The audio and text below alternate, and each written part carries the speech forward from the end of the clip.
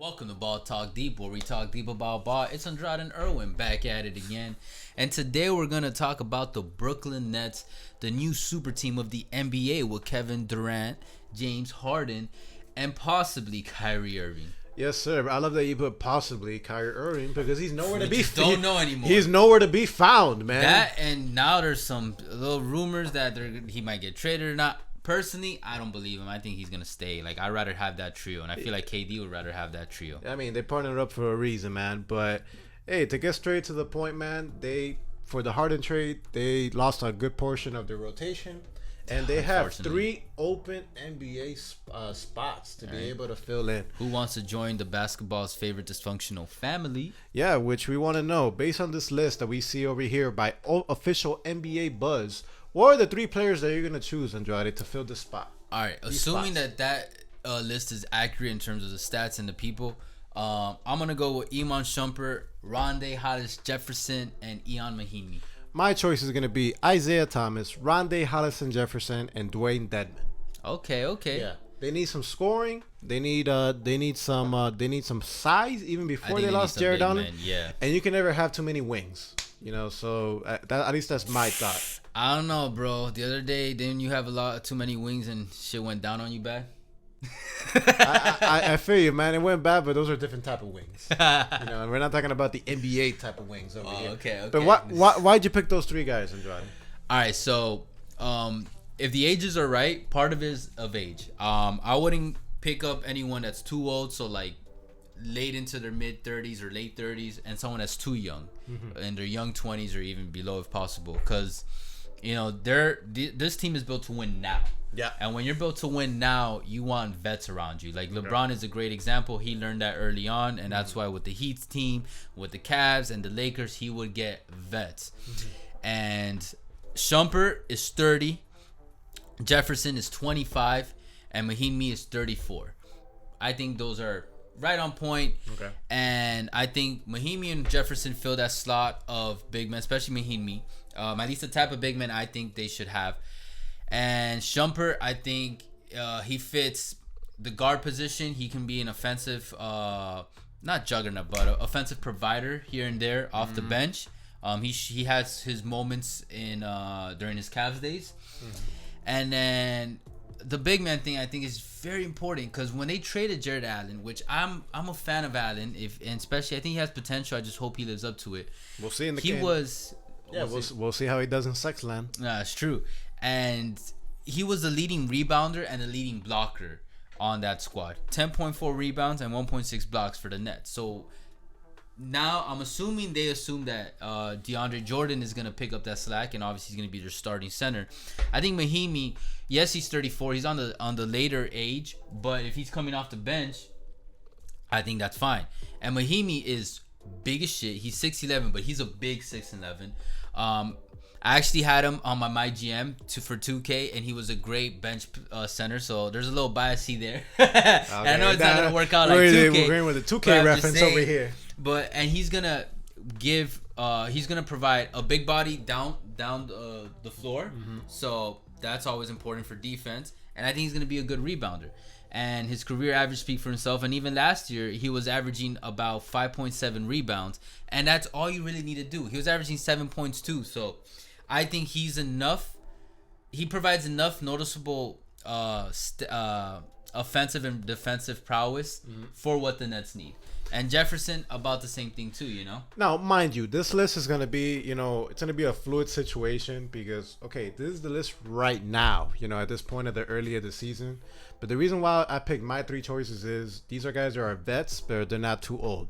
Isaiah Thomas, when he's on point, if he's as healthy as he says that he is, he's a guy that can create his own offense. Yes. He's arguably the best scorer out of this whole list when he's on point.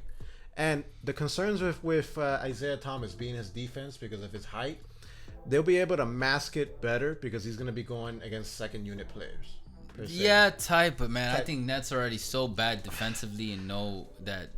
But at the end of the day, they're gonna need somebody, in that second unit besides, the trio that's gonna be able to give them. Yeah, offense. but I told you, I really think they're just gonna keep switching. Like if all 3 are on the squad consistently, like for games, especially in the regular season, early playoff games, they'll switch around, like having Harden or Kyrie or Durant lead the second unit every once in a while, so then it's not always them three on the floor, because I think they also want to pad some of their individual stats. You know that too. And Rondé Hollis-Jefferson, he's a guy that's not too old. He's a vet. He's a good overall player. He's already played in Brooklyn before, and he's a nice two-way player to have. Dwayne Dedmon, the reason why I picked him out of all the centers, he's not too old. He'll be able to give him some height.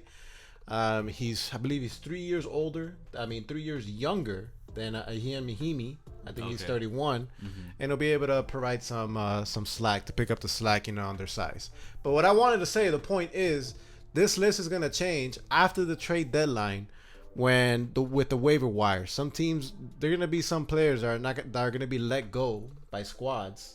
That's gonna be unexpected, and the Nets are gonna be the favorite team that people that are gonna get let go in the middle of the season to be able to join them in the NBA season. No, facts. And speaking of Brooklyn, part of the reason I chose Shumpert too is that even off the court, I think he meshes with the Brooklyn culture. He's fairly known in pop culture because of being married to Tiana Taylor. Okay. And so on top of that, I just think it works. Yes, because as on court is important, obviously, and that's the priority. But organizations also look like off court. And also if they can bring in money. Shumpert's a fairly well-known name, and in Brooklyn, which is like a mecca of pop culture, it's like, I'm telling you, I wouldn't be surprised if that also helps. Yeah, but that's nice and all, man, but I think they're gonna be prioritized more of how it's gonna fit on court. Yeah, well, I think he would fit too. He's 6'5", he plays guard, sometimes small forward, and he would just provide offensive output. And yeah, I just for me, it's more like the big, like Jefferson and Mahimi in terms of what they do defensively and off ball. I think that's what they're gonna look for more in trying to fill up these 3 roster spots, because they already have these 3 incredibly fucking talented scorers in history. You know what I mean? Jesus Christ. But the guy, he might not. I know you were telling me this earlier in a conversation that, as much as I would love, we'll see what happens. I would love for Isaiah to get picked up and play in the NBA. Yeah, I want him to get picked up. I really do. Just not for this team. But I would love to see Isaiah Thomas get picked up for a team, because he represents every guy below 6 foot. That it's maybe possible that you can make it into the NBA. But, it may be possible but why kill not, it in the NBA. But why not this squad, man? Look, KD gets shit for being a snake. Bro, we're not hiring some 5'9", 5'10" dude to fuck it. Hell. For a true competitor.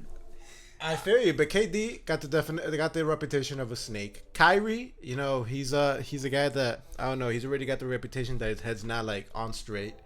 And Harden, man, come on, we already know what's going on with, it wasn't going so well, Mr. Strip Club man over here with the fat man. Yeah, he's gonna be popping mad money at the clubs and strips in New York and Brooklyn. By the way, what do you think about this theory saying all of a sudden this guy lost mad weight? When he got to Brooklyn, the internet's just wilding. People just forget, man. When you wear black, you look slimmer. I'm like, come on. That's true. But with that being said, guys, let us know in the comments what you guys think. Of all the free agents that are available, who would be your 3? Yeah, we'll put the list up in the video. Maybe we'll put the link in the description. But they're all.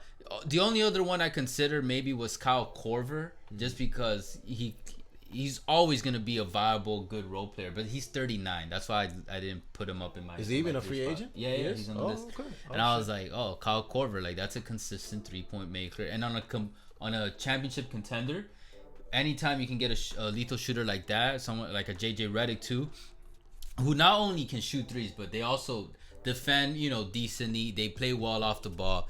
Shit like that matters. But at 39, I was like, I'm going to go with these other dudes right now. I feel you. You guys let us know. Appreciate all the love and the hate. You guys already know. You can catch us on Insta, Twitter, TikTok, Ball Talk Deep, or we talk deep about ball. We'll catch you guys soon, but for now, later. Take care.